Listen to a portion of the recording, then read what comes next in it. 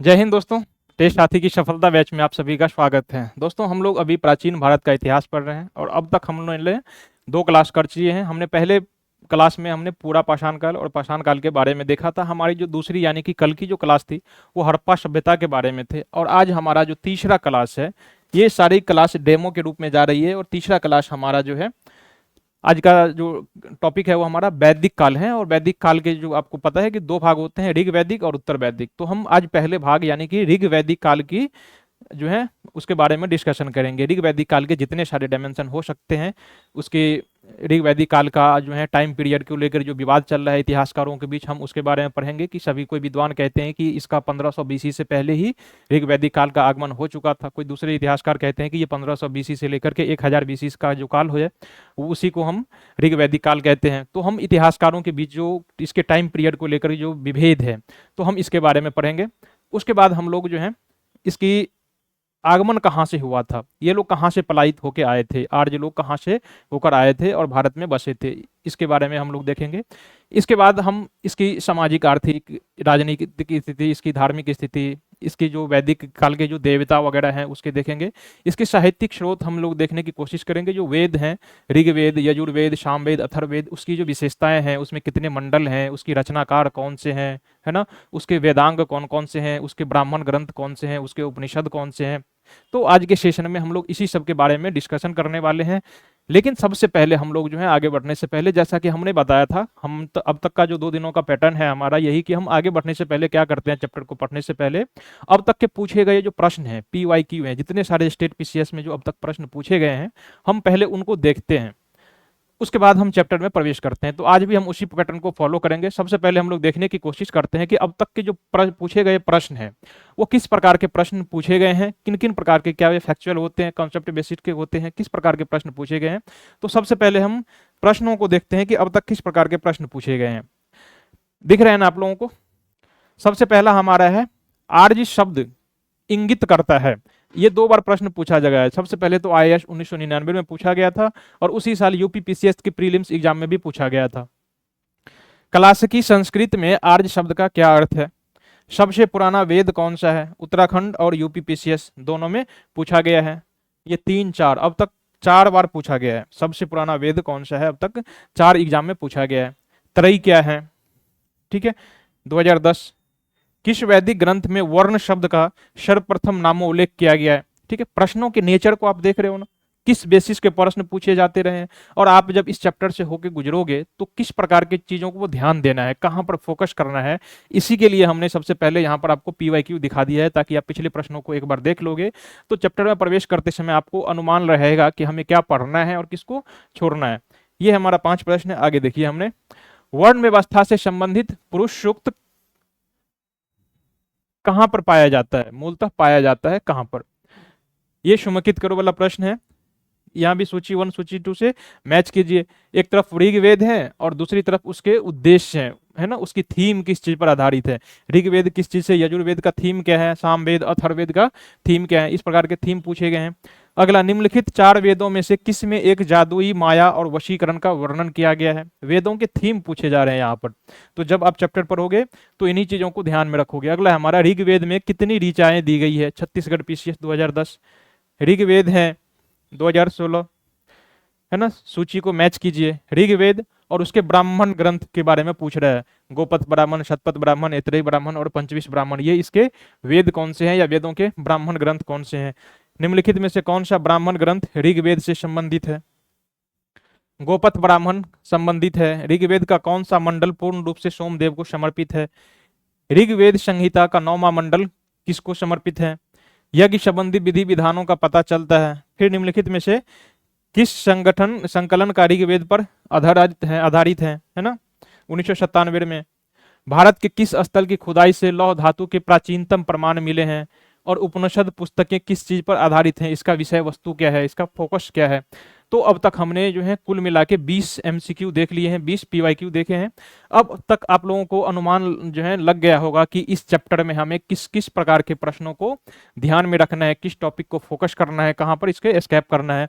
सबसे पहले आप देख रहे हो ना, तो जितने सारे साहित्यिक ग्रंथ हैं, जितने सारे वेद पुराण सब जो हैं ग्रंथ, उसके क्या क्या पूछे गए हैं। इसमें या तो साहित्य के उसके क्या क्या पूछे गए हैं, अब तक जो पूछा गया है उसके उसके रचनाकार का नाम पूछा गया है, ठीक है, और उसके विषय वस्तु पूछा गया है, विषय वस्तु पूछा गया है कि इसका थीम क्या है, ठीक है।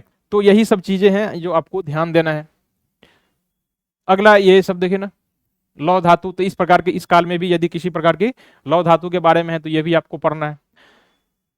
इसके साथ ही हम लोग ये साहित्य के बारे में तो पढ़ेंगे ही, साथ ही यहाँ भी हम लोग उस डायमेंशन को छूने की कोशिश करेंगे कि वैदिक काल,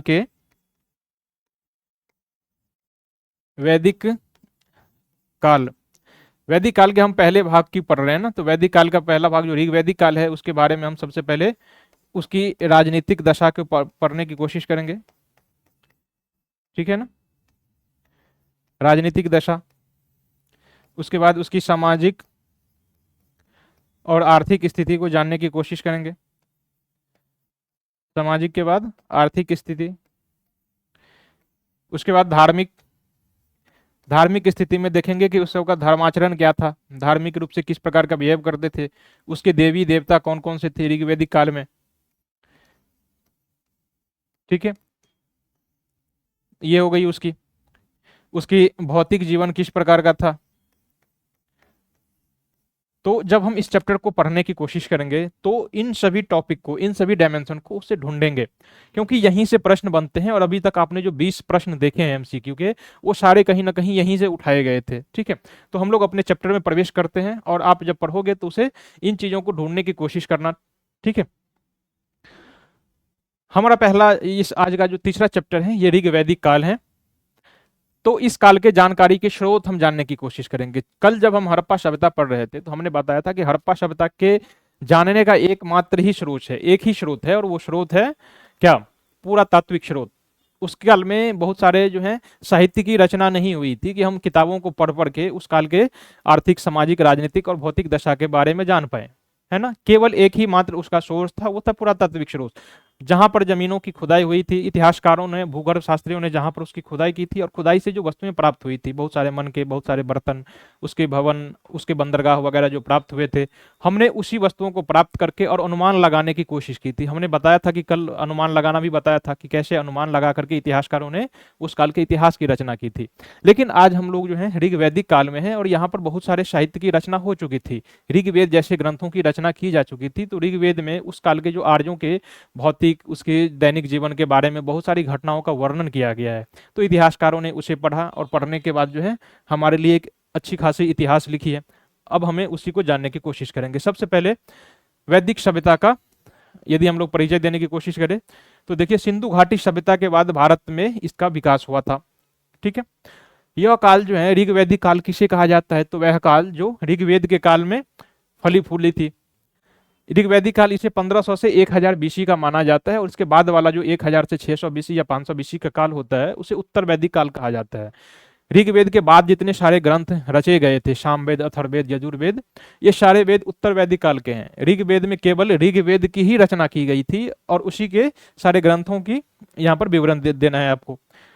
वैदिक सभ्यता के जानकारी के स्रोत, इसके जानकारी के बहुत सारे स्रोत हैं जिसमें वेद प्रमुख हैं, और वेदों के अध्ययन के आधार पर ही इस काल के इतिहासकारों की रचना हुई है। क्योंकि यह ग्रंथ जो है, ये जो वेद है ऋग्वेद, इसमें आर्यों की जीवन शैली के बारे में दिया गया है, उसके धर्म, उसके संस्कृतियों, किस किस से ज्यादा युद्ध किया गया है, उसके उस काल के जो नदियों, बहुत सारी नदियों का जो सप्त संधव क्षेत्र में जो नदियों को दिया गया है तो उसका भी वर्णन किया गया है, ठीक है।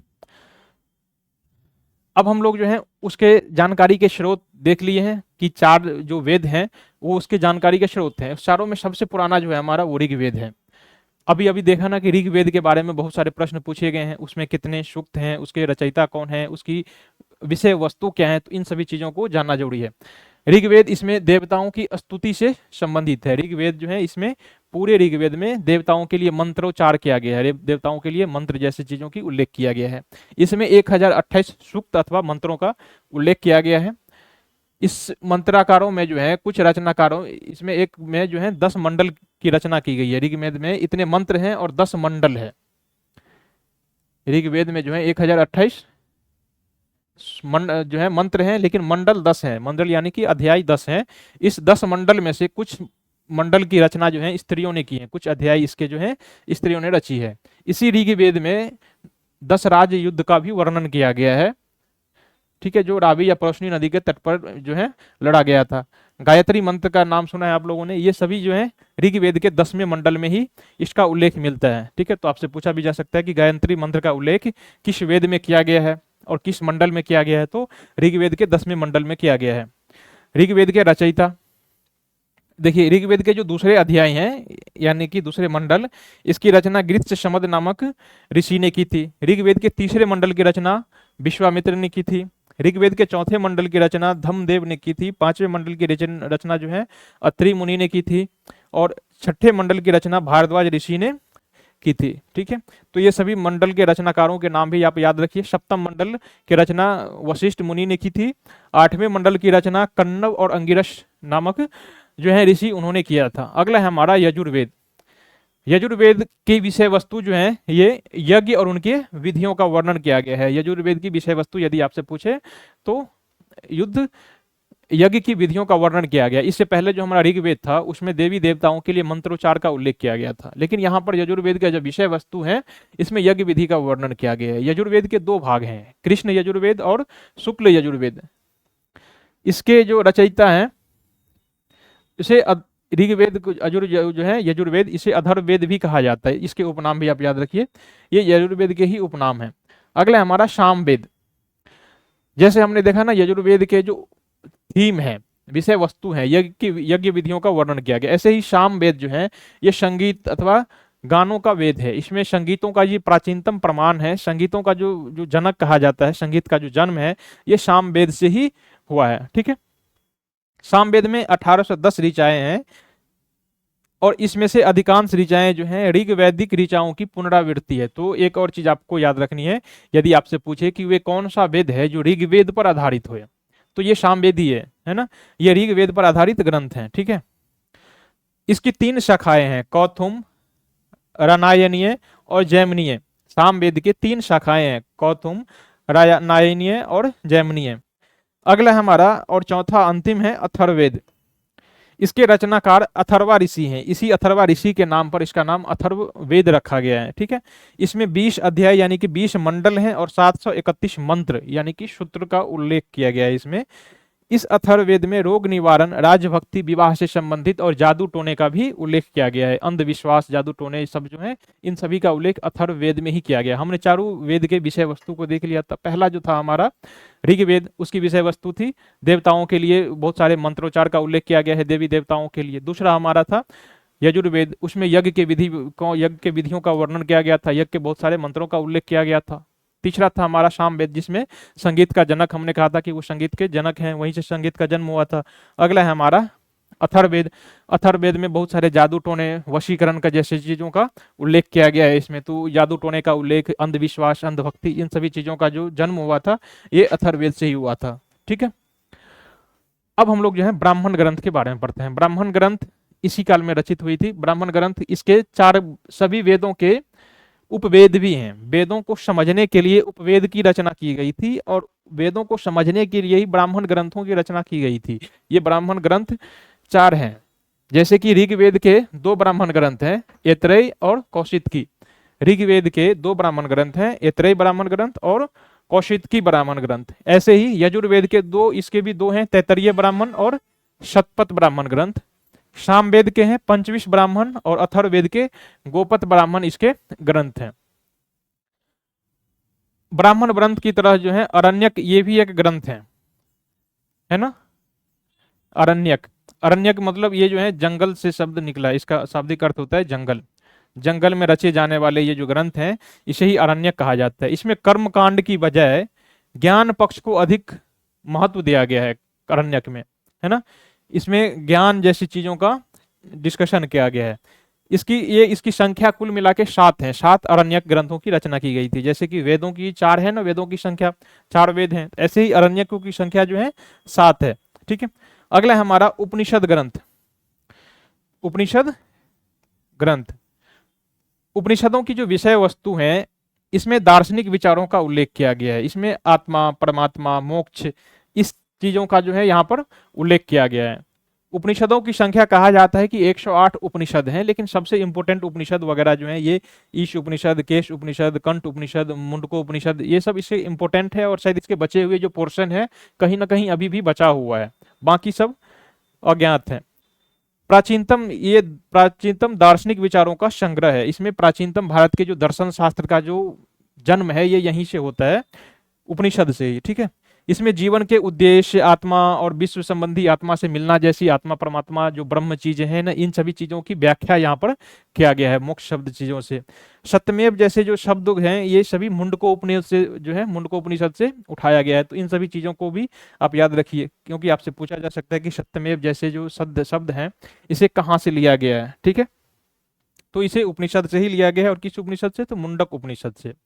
अब हम आर्यों के जन्म स्थान के बारे में थोड़ी देख लेते हैं कि इतिहासकारों के बीच में क्या विचार है, उनका आगमन कहाँ से हुआ था और वे कहाँ आकर बसे थे, और उनका विस्तार कहाँ से हुआ था। क्या वे लोग सप्त संदर्भ क्षेत्र में ही आके बसे रहे और वहीं पर वहीं टिके रहे, या फिर वहां से आगे वो लोगों ने फैलाव किया था। जैसे हड़प्पा वालों ने, आप देख रहे हो ना कि सप्त संदर्भ क्षेत्र से होकर के कहाँ तक, लोथल गुजरात तक वो पहुंच चुके थे, आलमगीरपुर मेरठ तक बसे थे। तो इन्हीं की हम यहाँ भी देखेंगे। आर्यों का आगमन कब हुआ था, 1500 BC के आसपास भारत में इसका आगमन हुआ था। लेकिन कुछ विद्वान कहते हैं कि इसका आगमन जो है 4000 BC के आसपास हुआ था।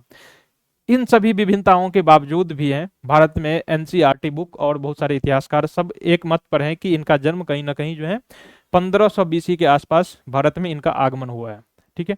लाख लोग कहे कि इसका जो है आगमन 4000 BC में हो, 3 BC में हो, 3000 BC में हो, लेकिन सबसे जो अधिमान्य मत है, सर्वाधिक मान्य मत जो है ये 1500 BC में ही है। तो यही आपको भी मान के चलना है कि 1500 BC के आसपास इनका आगमन हुआ था। इसके जिस प्रकार हम देखते हैं ना कि इसके आगमन को लेकर के इतिहासकारों के बीच मतभेद है कि इसका आगमन कब हुआ था, किस समय में हुआ था, वैसे ही यहाँ पर इसके मूल स्थानों को लेकर के भी मतभेद हैं। कुछ इतिहासकार इसे मानते हैं कि ये यूरोप से होकर आए थे, कुछ इतिहासकार इसे साइबेरिया से प्रवासित मानते हैं, कुछ इसे मध्य एशिया, तो कुछ और मानते हैं। वहीं हमारे जो देश के इतिहासकार हैं, हमारे जो देशी इतिहासकार हैं, वो मानते हैं कि ये आर्य बाहर से नहीं आए थे बल्कि भारत के ही रहने वाले थे, और भारत के लोगों ने ही ये सभ्यता बसाई थी, ऋग्वेद की रचना की थी, और यही लोग भारत में रह के आर्य जो है ऋग्वेदिक समाज की रचना की थी, ठीक है। तो हम सभी के विचार जानने की कोशिश करते हैं कि कौन कौन से कहा था। सबसे पहले मानने वाले जो इतिहासकार थे, उन्होंने जर्मनी को आर्यों का आदि देश बताया था। आदि देश का मतलब जन्म स्थान बताया था। बाद के जो इतिहासकार थे, गाइल्स महोदय, ये इतिहासकार के नाम से हैं गाइल्स, इन्होंने कहा कि आर्य हंगरी और डेन्यूब घाटी यानी कि जो मध्य यूरोप है वहां से इसका आगमन हुआ था, आर्यों का आगमन हुआ, और वहां से आगमन होके हमारे जो सप्त सैंधव क्षेत्र है यहाँ पर आके ये बसे और अपनी सभ्यता का विस्तार किया था यहाँ पर।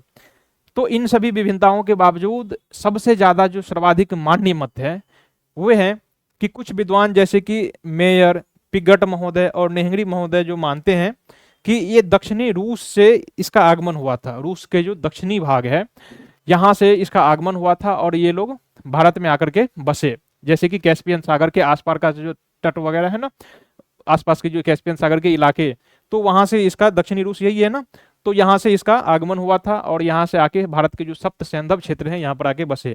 और ये सर्वाधिक मान्य मत है, सबसे ज्यादा लोग यही मानते हैं कि यहीं से इसका आगमन हुआ था। ऐसा मानने वाले विद्वान मेयर महोदय हैं, पिगट महोदय और नेंगरी महोदय, ये सारे इतिहासकारों के नाम है, ठीक है ना।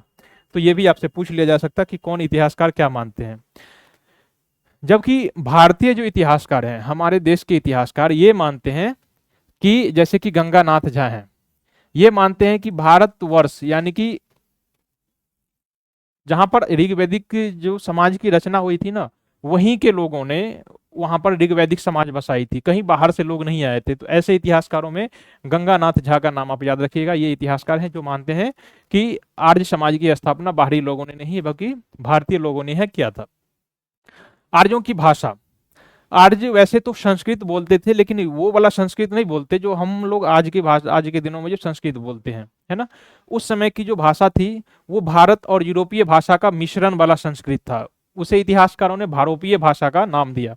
ये भारोपीय भाषा जो है ये वो वाला संस्कृत था जो मध्य एशिया और उस समय की जो सभ्यता थी उससे मिलती जुलती थी, है ना। तो ये संस्कृत तो है लेकिन आज वाला संस्कृत नहीं है, इसे भारोपीय भाषा जो है कहना ज्यादा उचित होगा, ठीक है।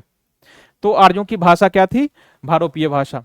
ठीक है, इतना भाषा वगैरह हम लोग हड़प्पा सभ्यता के बारे में नहीं जानते, क्योंकि वो लोग कौन सी भाषा बोलते थे उसके बारे में कोई लिखित जानकारी नहीं है। उनकी लिपि के बारे में एक ही चीज हम लोगों ने ज्ञात किया था, और वो चीज थी भाव चित्रात्मक लिपि। लेकिन यहाँ पर आप देख रहे हो ना, ये संस्कृत भाषा बोलते थे और इनकी ये भाषा भारोपीय भाषा से मिलती जुलती है। इनका भौगोलिक विस्तार, ये लोग सप्त सैंधव क्षेत्र में आकर बसे हुए थे। इस सप्त सैंधव क्षेत्र में आप देख रहे हो ना, सिंधु, उसके साथ साथ जो सहायक नदियां हैं सरस्वती, गंगा, यमुना, इन सभी क्षेत्रों में आकर के पहले विस्तार हुआ आया, और वहां से धीरे धीरे अपना दक्षिण की ओर जो है विस्तार करना शुरू कर दिया इसने। ठीक है, ऋग्वेद में उल्लेखित नदियां, तो ऋग्वेद में जो उल्लेखित किया गया नदियां हैं उसे वर्तमान में क्या नाम दिया गया है और ऋग्वेद में क्या नाम दिया गया था, ये नाम भी आपको याद रखना जरूरी है। जैसे कि सतलज नदी है, तो सतलज नदी को ऋग्वेद में क्या कहा जाता था? शतुद्री नदी। ऐसे ही चेनाब नदी को अस्कनी कहा जाता था, ब्यास नदी को बिपाशा कहा जाता था, काबुल नदी को कुभा नदी कहा जाता था, गंडक को सदानीरा कहा जाता था, स्वात नदी को सुवस्तु, रावी नदी को पुरुषनी नदी और झेलम नदी को वितस्ता नदी कहा जाता था। और इन सभी नदियों में कहा जाता है कि सरस्वती नदी जो है इन सब के लिए ज्यादा जो है पवित्र नदी मानी जाती थी। सरस्वती नदी के लिए जो है नदी तमा जैसे चीजों का शब्द का उपयोग किया गया है। नदी तमा अथवा मतेतमा जैसे शब्द का उपयोग जो है ऋग्वेद में किया गया है। नदी तमा का मतलब सभी नदियों की माता, मातेतमा मतलब सर्वोत्तम माता। तो इस तरह के शब्द किसी, अब जब तक आप ये पवित्र ना हो तब तक इस तरह के शब्द आप यूज नहीं करेंगे। ऋग्वेद में इन रस जो है सरस्वती नदी के लिए इस शब्द का प्रयोग किया गया है ना। जैसे यहाँ पर लिखा गया ना, सुवस्तु को स्वात नदी को सुवस्ती कहा जाता था, ऐसे ही सरस्वती नदी को नदी तबा अथवा मातेतमा नदी भी कहा जाता था। ठीक, अब इनकी राजनीतिक दशा वगैरह हम लोग देख लेते हैं कि उस समय जब ये सब आके बसे थे तो उनका प्रशासन कैसे होता था। क्या उस समय कोई राजा वगैरह होते थे या फिर युद्ध लड़े जाते थे? यदि लड़े जाते थे तो किस प्रकार उनका नियुक्ति होता था, उनका नियंत्रण कैसे होता था, उनकी मंत्री परिषद कैसे होती थी? तो हम इस सभी जो है उसके बारे में जानने की कोशिश करते हैं। राजनीतिक व्यवस्था इनकी जो है, आर्य लोग एक कबीलियाई राजनीतिक व्यवस्था में बटे हुए थे। अभी भी आज आप लोग जो कबीलियाई, जो उत्तराखंड के जो जनजाति हैं, भोटिया जनजाति, उसमें देखेंगे आप लोग, ये लोग कबीले में छोटे छोटे टुकड़ों में बटे हुए होते हैं, न कि एक सेंट्रलाइज जैसे हड़प्पा सभ्यता था ना, एक पूरी केंद्रीकृत व्यवस्था थी जैसे आज हमारी है ना। तो इस तरह नहीं था, छोटे छोटे कबीलों में बटा हुआ था और सभी कबीलों का अपना एक प्रमुख हुआ करता था। ऋग्वैदिक काल में 5 कबीले थे जिसे पंचजन कहा जाता था, है ना। पंचजन में आप सभी को जानते होंगे, पुरु, युद्धु, तुर्वरसु, अजु और प्रयु। ये सभी राज्य के नाम नहीं है, ये कबीले हैं, छोटे छोटे कबीले हैं जो अलग अलग क्षेत्रों में बसा हुआ था, और सभी कबीलों का अपना एक प्रमुख होता था। सभी कबीले अभी आपस में युद्ध भी किया करते थे, और उन सभी के कारण था गाय, न कि क्षेत्र।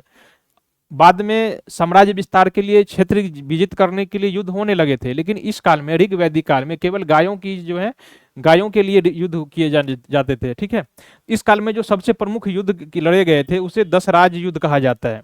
ये युद्ध जो है रावी नदी यानी कि पुरुषनी नदी के किनारे रखा गया, युद्ध लड़ा गया था। तो ये भी आप याद रखिएगा कि ये जो 10 राज युद्ध है कब लड़ा गया था, तो ये युद्ध 1500 BC में लड़ा गया था। ठीक है, ये युद्ध 1500 BC में लड़ा गया था।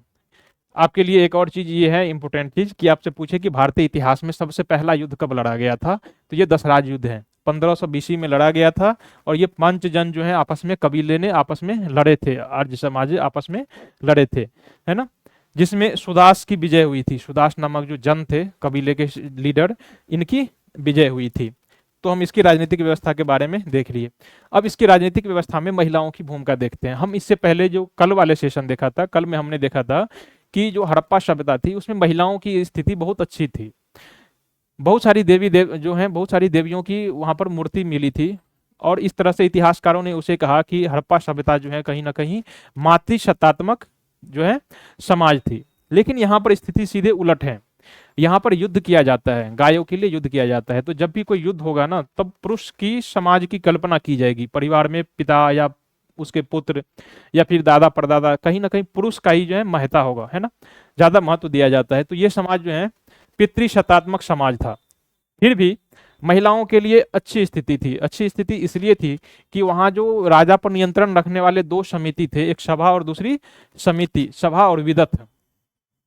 इसमें महिलाएं महत्वपूर्ण रूप से भाग लेती थी सभा और विदत में, ठीक है। अभी समिति नहीं आई थी, सभा और विदत में ये भाग लेती थी महिलाएं, और ये राजा पर नियंत्रण रखती थी। आप इस तरह से कह सकते हो कि इसकी स्थिति अच्छी थी। ऐसा इसलिए कि ये लोग शिक्षा भी ग्रहण करते थे, शिक्षा ग्रहण करने का अधिकार था। अभी जो है ऋग्वैदिक काल में महिलाओं को शिक्षा दिया जाता था, क्योंकि आपने देखा कि ऋग्वेद के जो 10 मंडल हैं उसमें से बहुत सारे मंडल की रचनाएं ऋग जो है महिलाओं ने की थी, है ना। तो इसलिए आप कह सकते हो कि महिलाओं की राजनीति में भी बहुत अच्छी स्थिति थी और उन्हें शिक्षा का भी अधिकार दिया जाता था। न्याय व्यवस्था, इस समय न्याय कैसे दिया जाता था? वैदिक काल में जो है न्याय व्यवस्था अधिकतर राजा और उसके पुरोहित के हाथों में ही होती थी। फिर भी कहा जाता है कि इस काल में न्यायाधीशों को प्रश्न विभाग कहा जाता था। मतलब राजा और पुरोहित तो होते ही थे, इसके अलावा कुछ न्यायाधीश भी होते थे। मेन तो यही होते थे, राजा और पुरोहित, लेकिन इसके नीचे न्यायाधीश भी होते थे। लेकिन इस काल में न्यायाधीश को न्यायाधीश न कहकर प्रश्न विभाग कहा जाता था। तो आपसे पूछा जाएगा कि ऋग्वैदिक काल में न्यायाधीशों को क्या कहा जाता था, या फिर ऐसा पूछा जाएगा कि प्रश्न विभाग शब्द, प्रश्न विभाग शब्द जो है ऋग्वेद में किसके लिए उपयोग किया जाता था, किस अधिकारी के लिए? तो ये न्यायाधीशों के लिए प्रयोग किया जाता था। इनकी जो न्याय व्यवस्था थी ये वर्ग आधारित थी। सभी जातियों के लिए अलग अलग न्याय के लिए दंड का प्रावधान था, और दूसरा अपराध के लिए सख्त दंड दिए जाते थे, ठीक है। तो ये सभी चीजें उनकी राजनीतिक स्थिति में हो गई। हमने इसकी राजनीतिक स्थिति देख लिया, न्यायिक स्थिति भी देख लिया। अब हम जो बचे हुए पोर्शन है सामाजिक स्थिति, आर्थिक और धार्मिक स्थिति हम देखने की कोशिश करते हैं। इसकी सामाजिक संगठन के बारे में देखने की कोशिश कीजिए। परिवार की न्यूनतम इकाई परिवार जो है परिवार था। समाज की न्यूनतम इकाई परिवार ही था। और सामाजिक संगठन जो है संरचना, इसमें सगोत्रता बहुत ज्यादा मेन रखता था। सभी व्यक्तियों की पहचान उसके गोत्र से की जाती थी। अभी भी गोत्र प्रथा चल रही है ना भारत में, है ना, लेकिन बहुत ज्यादा इंपॉर्टेंट नहीं है। गोत्र से ज्यादा आजकल जाति ज्यादा प्रधान हो गई है। ये गोत्र हो गई। इसका समाज पितृसत्तात्मक था और पिता के अधिकार बहुत ज्यादा होते थे। इसका प्रूफ ये है कि आप देख लेना ऋग्वेद में ऋजासु और सुनह शेष का उल्लेख मिलता है, जिन्हें उनके पिता ने शारीरिक दंड दिए थे। तो इस प्रकार के अधिकार थे उस समय पिता के पास, ठीक है। महिलाओं को सम्मानपूर्ण स्थान प्राप्त था। स्त्रियों को शिक्षा भी ग्रहण करने का अधिकार था। विवाह जैसी चीजें एक पवित्र संस्कार मानी जाती थी, लेकिन फिर भी कहा जा रहा है कि कन्याओं की इच्छाओं का पूर्ण ख्याल रखा जाता था। उसके यदि कोई किसी को मना कर दे तो फिर उसके परिवार उसके इच्छा के विरुद्ध शादी नहीं कर सकता था। तो इतने अधिकार थे उसमें। एक और चीज थी कि ऋग्वैदिक काल में विधवा विवाह का भी प्रचलन था। युद्ध में यदि किसी महिला के पति की मृत्यु हो जाती तो वो दोबारा शादी कर सकता था। तो इस तरह की जो अच्छी स्थिति थी ऋग्वैदिक काल में ये मौजूद था। इसकी यदि हम धार्मिक स्थिति की बात करें तो इस काल का जो धर्म है ये बहुदेववादी था। बहुदेववादी का क्या मतलब? इस काल के जो देवी देवता हैं उसे बहुत सारे देवी देवता के को ये मानते थे, है ना। इनके अलग अलग देवी थे, इनके अलग अलग देवता थे। इसने अपने देवी देवताओं को 3 कैटेगरी में विभाजित किया था। आकाश के अलग से देवता, पृथ्वी पर अलग से देवता, और जो है वायु के भी देवता थे। देखिए सबसे पहले हम लोग देखते हैं इसमें इंद्र, अग्नि, रुद्र, मरुत, सोम और सूर्य, ये सभी इसके महत्वपूर्ण देवता थे। ऋग्वेद में कह रहा है कि देवताओं की संख्या 33 करोड़ बताई गई है। ऋग्वेद में 33 करोड़ देवताओं का वर्णन किया गया है। कहा गया है कि सनातन धर्म में कुल मिला के 33 करोड़ देवी देवता हैं, है ना। तो इसीलिए इसे बहुदेववादी कहा गया है। इंद्र सबसे महत्वपूर्ण देवता था इस काल का, और इसे युद्ध और वर्षा का देवता माना जाता था। ऋग्वैदिक काल में मूर्ति पूजा का प्रचलन नहीं था। तो ये चीज आपके लिए बहुत इंपॉर्टेंट हो गया, क्योंकि आपने हड़प्पा सभ्यता में देखा था कि हड़प्पा सभ्यता एक मूर्ति पूजक था। हड़प्पा सभ्यता में मूर्तियों की पूजा की जाती थी। वहां वो लोग लिंग पूजक भी थे।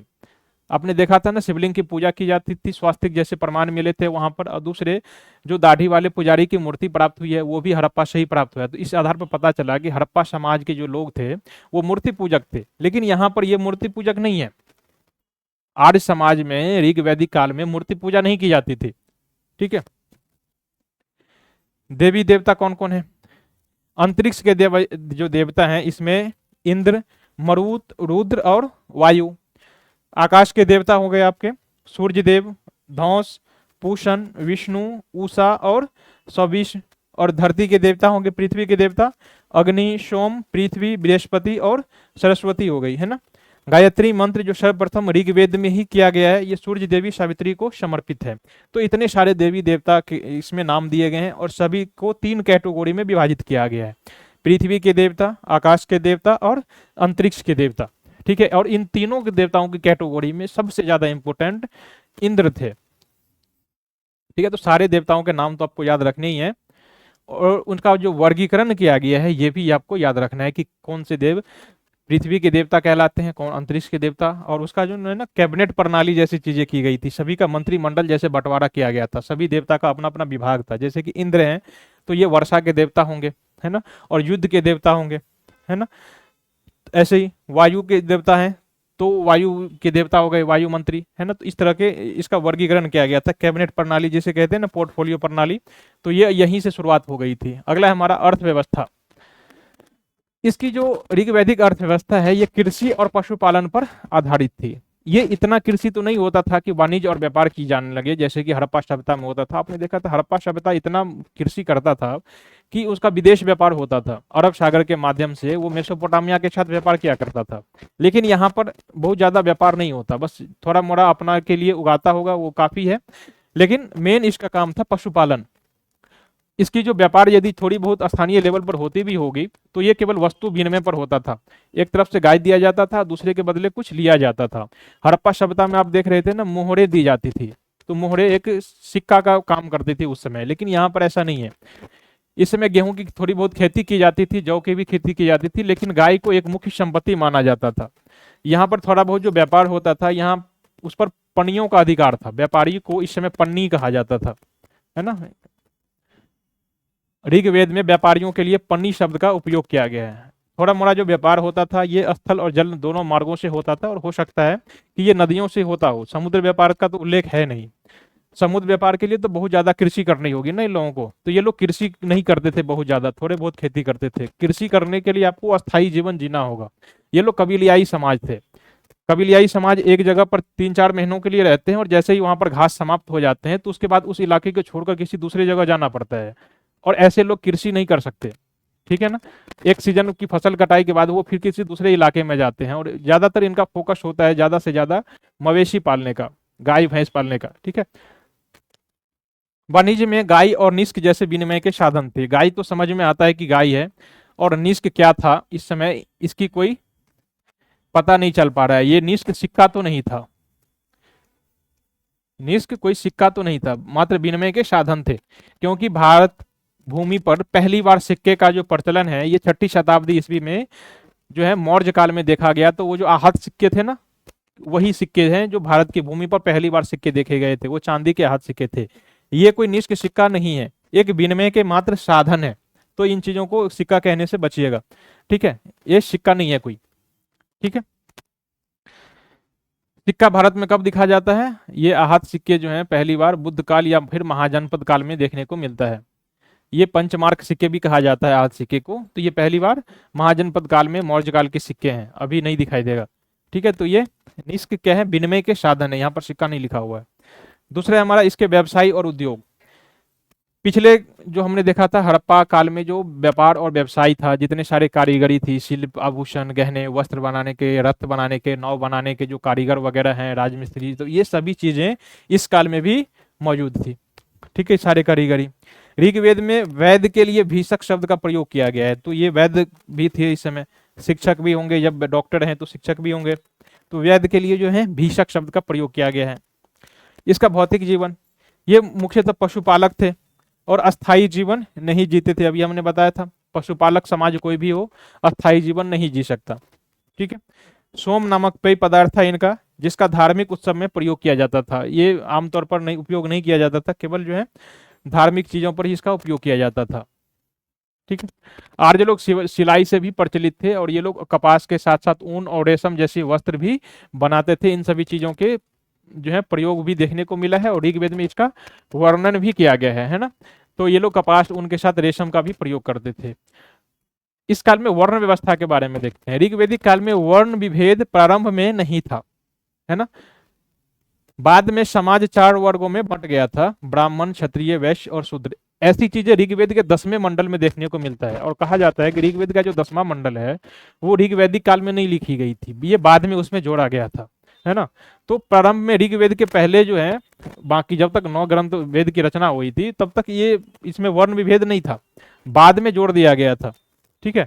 शूद्रों का जो पहला उल्लेख है वो शूद्र शब्द का पहला बार उल्लेख ऋग्वेद के 10वें मंडल यानी कि पुरुष सूक्त में हुआ है, और ये 10वें मंडल बाद में लिखे गए थे। ठीक है, तो आपसे पूछा जाएगा कि शूद्र शब्द का पहली बार प्रयोग कहां पर किया गया है, तो शूद्र का पहली बार प्रयोग ऋग्वेद में ही किया गया है, लेकिन ऋग्वेद के सबसे अंतिम चैप्टर जो है उसमें किया गया है। वर्ण व्यवस्था जो है इस समय व्यवसाय पर आधारित थी। वर्ण व्यवस्था था लेकिन ये व्यवसाय पर आधारित था, जन्म से नहीं। यानी कि कोई जो है जन्म में निचली जाति में जन्म हो भी जाए, लेकिन यदि वो पढ़ लिख के शिक्षा ग्रहण करके यदि पंडित हो जाए तो वो पंडित बन सकता था। अभी क्या है, अभी कोई कितनों पढ़ ले, आईएएस आईपीएस बन जाए, यहाँ तक कि प्रधानमंत्री भी बन जाए, यदि वो निचली जाति में पैदा हुआ है तो निचली जाति का ही रहेगा। ठीक है, तो इस तरह की चीजें यहाँ पर नहीं थी। शूद्रों के साथ कोई सामाजिक भेदभाव अभी नहीं था ऋग्वैदिक काल में। इसके साथ विवाह भी होता था और भोजन भी बैठ के किए जाते थे, तो इस तरह की छुआछूत जैसी चीजें नहीं थी। ऋग्वैदिक काल में दास प्रथा का प्रचलन हो चला था, इस समय भी दास प्रथा थी, लेकिन इसका उपयोग केवल घरेलू स्तर पर थी। दासों को केवल और केवल घरेलू यूज के लिए खाना बनाना और जो सफाई व्यवस्था का जो ध्यान है उसे ही रखा जाता था। ठीक है, तो ये अब तक हमने जो है जितने सारे टॉपिक उसके डायमेंशन हो सकते थे ऋग्वैदिक काल के, हमने सारे डिस्कशन कर लिए हैं। हमने इससे पहले जो है क्वेश्चन दिखा दिया था आप सभी को कि जब हम चैप्टर से गुजरेंगे तो किन किन चीजों को ध्यान रखना है। अब अपने चैप्टर पढ़ लिया है, अब यहाँ पर प्रश्न दिए गए हैं, फिर से आज पहले की तरह जो है बहुत सारे पीवाईक्यू लेकर आया हूँ, आप उसका डिस्कशन करके अभी हमने डिस्कशन किया ना, अब इसके आधार पर इसका आंसर दीजिए और बताने समझने की कोशिश कीजिए कि इसके आंसर क्या क्या होंगे। ठीक है, अभी अभी आपने पढ़ा है, जरा बताइए। पहले हमारा आर्य शब्द इंगित करता है किस चीज को, एक निर्जाति समूह को, एक यायावरी समूह को, एक भाषा समूह को, या फिर श्रेष्ठ वंश को। आर्य किस शब्द को संबोधित करता है, तो आर्य का मतलब होता है श्रेष्ठ जाति, उच्च जाति। ठीक है ना, आर्य का मतलब श्रेष्ठ जाति होता है। ठीक है, आर्य हो आदर्श, अच्छे हृदय वाला, आस्तिक और अच्छे गुणों वाला व्यक्ति को ही कहा जाता है, या फिर संस्कृत ग्रंथों में आर्य का मतलब श्रेष्ठ बताया गया है। और ये चीज जो है ऋग्वेद में उल्लेख किया गया है कि आर्य का क्या मतलब होता है। ठीक है, क्लासिक संस्कृति में यानी कि पुराने संस्कृति में आर्य शब्द का क्या अर्थ है, अभी हमने दिखाया ना, एक उत्तम व्यक्ति, एक उत्तम व्यक्ति या फिर श्रेष्ठ व्यक्ति को ही क्या कहा जाता था, आर्य कहा जाता था। क्लियर, यहां भी वही लिखा हुआ है, एक उत्तम व्यक्ति को ही आर्य कहा जाता था। सबसे पुराने वेद कौन से हैं, ये देखिए कितने बार पूछा गया है, 3-4 बार पूछा गया है। सबसे पुराना वेद कौन सा, अभी हमने 4 वेद बताया था ना, ऋग्वेद, यजुर्वेद, सामवेद, अथर्ववेद। इसमें सबसे पुराना वेद जो है यजुर्वेद, ऋग्वेद ये सबसे पहले है, इसके बाद यजुर्वेद की रचना की गई थी, ये तीसरे नंबर का वेद था सामवेद, और सबसे अंत में ये अथर्ववेद की रचना की गई थी। ठीक है, अगला है हमारा त्रयी क्या है, इसे वेद त्रयी भी कहा जाता है, वेद त्रयी भी कहा जाता है। वेद त्रयी नाम है किसका, 3 वेदों का, धम्म, संघ और युद्ध का, हिंदू धर्म के 3 देवताओं का, या फिर 3 मौसम का। तो त्रयी, वेद त्रयी कहा जाता है। ऊपर के जो 3 वेद है ना, उसी को 3 रूप को सम्मिलित रूप से कहा जाता है, यजुर्वेद, ऋग्वेद और सामवेद। जो ऊपर के 3 वेद हैं, इसमें अथर्ववेद को हटा करके, इसमें अथर्ववेद को शामिल नहीं किया जाता है। ठीक है, तो अथर्ववेद को छोड़ करके बाकी के जो वेद है ना, उसे ही वेद त्रयी कहा जाता है, क्योंकि अथर्ववेद की जो रचना है ना काफी बाद के काल में हुई है ना, तो ये इसकी रचना ऊपर में हुई थी, इसी को वेद त्रयी कहा जाता है। इससे काफी ज्यादा ऊंचा सम्मान प्राप्त है, अथर्ववेद को निम्न सम्मान प्राप्त है, लेकिन ऊपर के जो 3 वेद हैं, क्योंकि ये दोनों वेद जो हैं ये ऋग्वेद पर ही आधारित है कहीं ना कहीं। ठीक है, ये हो गया हमारा वेद त्रयी। किस वैदिक ग्रंथ में वर्ण शब्द का सर्वप्रथम नामो उल्लेख किया गया है, वर्ण शब्द का पहली वेद नामा उल्लेख जो है कहां पर किया गया है, ऋग्वेद में, अथर्ववेद में, सामवेद और यजुर्वेद। अभी अभी हमने पढ़ा ना, ऋग्वेद का जो 10वां मंडल है, ऋग्वेद का जो 10वां मंडल है ये पुरुष सूक्त कहलाता है ना, पुरुष सूक्त कहलाता है। और इसी पुरुष सूक्त में जो है वर्ण व्यवस्था का उल्लेख है, और इसी में शूद्र का भी उल्लेख किया गया है, जो ऋग्वेद का जो 10वां मंडल है सबसे अंत में इसे जोड़ा गया था। ठीक है, वर्ण शब्द को ऋग्वेद में ही दिया गया है। आर्यों को गौर वर्ण और दासों को कृष्ण वर्ण कहा गया है इसमें। ठीक है, ऋग्वेद के 10वें मंडल के पुरुष सूक्त में ही सर्वप्रथम शूद्र का उल्लेख किया गया है। वर्ण व्यवस्था से संबंधित पुरुष सूक्त मूलतः पाया जाता है कहां पर? ये ऋग्वेद में ही पाया जाता है। ठीक है, अगला हमारा मेल कीजिए। एक तरफ वेद का नाम दिया गया है और दूसरी तरफ उसकी विषय वस्तु दिया गया है कि विषय वस्तु क्या है, इसका थीम क्या है। अथर्ववेद, अथर्ववेद हमने बताया था ना अभी, इसमें ईश्वर की महिमा का वर्णन किया गया है। सॉरी, ऋग्वेद में अथर्ववेद जो है, ऋग्वेद में ईश्वर की महिमा का वर्णन किया गया है। अथर्ववेद में जादू टोने का वर्णन किया गया है। ये तीसरा वाला औषधियों का वर्णन किया गया है। सामवेद में संगीत का वर्णन किया गया है। अब जरा इसे मैच कीजिए। अथर्ववेद ए का 3 हो गया, 2 है ना 3, फिर बी का 2,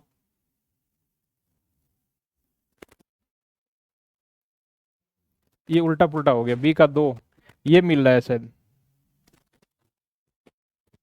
बी का 1, ये यही ए आंसर है। ठीक है, ए मैच कर रहा है, इसका ए आंसर है। ठीक,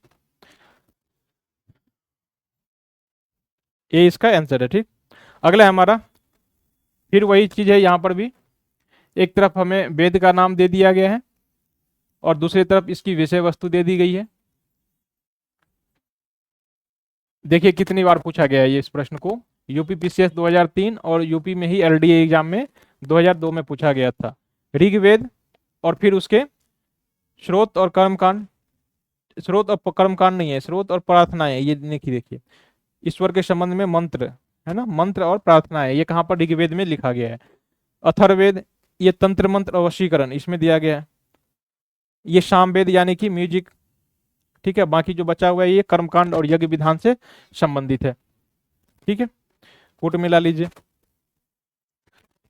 4 वेदों में से किस एक में जादुई माया और वशीकरण का उल्लेख किया गया है? 4 वेद में किस एक में जादुई माया और वशीकरण का मंत्र का उल्लेख किया गया है? वशीकरण यानी अंधविश्वास, भूत प्रेत जादू टोने का वर्णन किया गया। हमने बताया था अभी अभी कि अथर्ववेद में जो है इस प्रकार का उल्लेख किया गया है। अथर्ववेद में ये जादू टोने वशीकरण जैसी चीजें कहां पर देखने को मिलती है?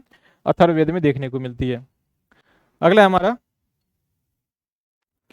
ऋग्वेद में कितनी ऋचाएं हैं, कितने मंत्र का उल्लेख किया गया है? तो अभी हमने 5 मिनट पहले ही पढ़ा है ना कि ऋग्वेद में 1028 जो है मंत्रों का उल्लेख किया गया है। 1028 मंत्र यानी कि ऋचाओं का उल्लेख किया गया है। ये देखिए छत्तीसगढ़ 2010 में पूछा गया था। ऋग्वेद क्या है? स्रोतों का संकलन है, कथाओं का संकलन है, शब्दों का संकलन है, युद्ध का ग्रंथ है। तो ये स्रोत यानी कि मंत्रों का इसमें संकलन किया गया है। ठीक है, अगला हमारा एक तरफ यहां पर वेद दिया गया है और दूसरी तरफ जो है ब्राह्मण ग्रंथ के नाम दिए गए हैं। अभी अभी हमने देखा था ना कि जितने सारे वेद हैं उन सभी वेदों के जो अपने अपने ग्रंथ हैं, ब्राह्मण ग्रंथ है ना।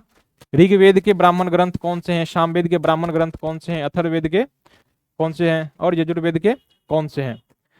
देखिए अथर्ववेद के ना गोपत ब्राह्मण है, यानी कि सी का कौन सा हो गया 1। देखिए इसमें से कौन सा मैच कर रहा है, सी का 1। ठीक है, यानी कि 12 का सी इसका आंसर होगा। कहीं से एक हिंट खोजना है आपको, एक हिंट यदि मिल जाए तो ठीक, 12 का सी इसका आंसर हो जाएगा। थोड़ा आप जरा सा मैच कर लीजिए। ऐतरेय ब्राह्मण इसे सहसरिय साकल शाखा का है और ऋग्वेद के 2 हैं, एक तो ऐतरेय ब्राह्मण है और कौशिकी ब्राह्मण है। दूसरा है सामवेद, सामवेद के 4 ब्राह्मण ग्रंथ हैं, प्रौढ़ ब्राह्मण, षड्विश ब्राह्मण, आर्षेय, मंत्र यानी फिर छंदोग्य और जैमिनीय। यजुर्वेद के कितने हैं? एक है शुक्ल यजुर्वेद और दूसरा है कृष्ण यजुर्वेद।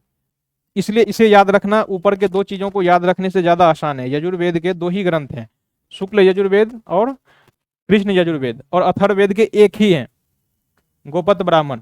ठीक है, तो आप ऊपर के कठिन चीजों को याद करने के बजाय नीचे के जो 3 है ना, इसे यदि आप याद रखोगे तो आप किसी भी चीजों को मैच कर लोगे। अथर्ववेद के एक ही ब्राह्मण ग्रंथ है, गोपद ब्राह्मण, और यजुर्वेद के 2 हैं, कृष्ण और शुक्ल यजुर्वेद। ठीक है। अगला हमारा, कौन सा ब्राह्मण ग्रंथ जो है ऋग्वेद से संबंधित है?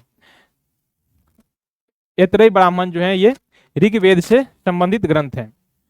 ऋग्वेद से संबंधित जो है कौन सा ग्रंथ है? ऐतरेय ब्राह्मण। ऐतरेय और कौशिक की 2 ब्राह्मण ग्रंथ हैं, किसके? ऋग्वेद के। ठीक है। गोपत ब्राह्मण संबंधित है किससे? अभी अभी डिस्कशन किया था ना हमने। गोपत ब्राह्मण जो है किससे संबंधित है? अथर्ववेद से। गोपत ब्राह्मण अथर्ववेद का एक ब्राह्मण ग्रंथ है। ठीक है। अगला हमारा, ऋग्वेद का कौन सा मंडल सोमदेव को समर्पित है? ऋग्वेद का 7वां मंडल, 8वां मंडल, 9वां मंडल अथवा 10वां मंडल। ऋग्वेद का कौन सा मंडल जो है सोमदेव को समर्पित है?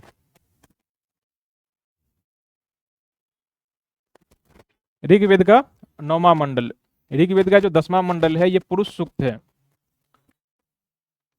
पुरुष सूक्त मंडल है, यानी कि इसमें वर्ण व्यवस्था और शूद्र व्यवस्था का जो है उल्लेख किया गया है ऋग्वेद के 10वें मंडल में, है ना। और 9वां मंडल जो है ये सोमदेव को समर्पित है। सोम पदार्थ जो है, कोई पेय पदार्थ है, उसको समर्पित है ये। ठीक है। ऋग्वेद संहिता का 9वां मंडल समर्पित है पूर्ण रूप से किसके? सोम और इस पेय पदार्थ पर। ऋग्वेद का 9वां मंडल, ये दोनों प्रश्न एक दूसरे से मिलता जुलता है, ये बीपीएससी में पूछा गया प्रश्न है। ठीक है।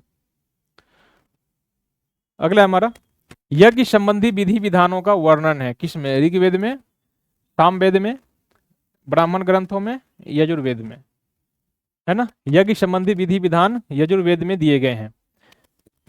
ठीक। निम्नलिखित में से किसका संकलन ऋग्वेद पर आधारित है? वह कौन सा ग्रंथ है जो ऋग्वेद पर आधारित है? यजुर्वेद नामक ग्रंथ जो है पूर्ण रूप से ऋग्वेद पर आधारित एक ग्रंथ है। यजुर्वेद ग्रंथ जो है ऋग्वेद पर आधारित करके ही, यजुर्वेद है या सामवेद है? सामवेद है। यजुर्वेद जो है ये गद्य में लिखा गया था, और इसे पद रूप में जो है इसे सामवेद में लिखा गया था, उसी को गायन भाषा में लिखा गया था, तो ये सामवेद आधारित है उस पर। ठीक है ना। सामवेद जो है ये ऋग्वेद पर आधारित ग्रंथ है। ठीक है। भारत के किस स्थल से लौह युग के प्राचीनतम प्रमाण मिले हैं? भारत में लौह के प्राचीनतम प्रमाण कहाँ से पाए गए हैं?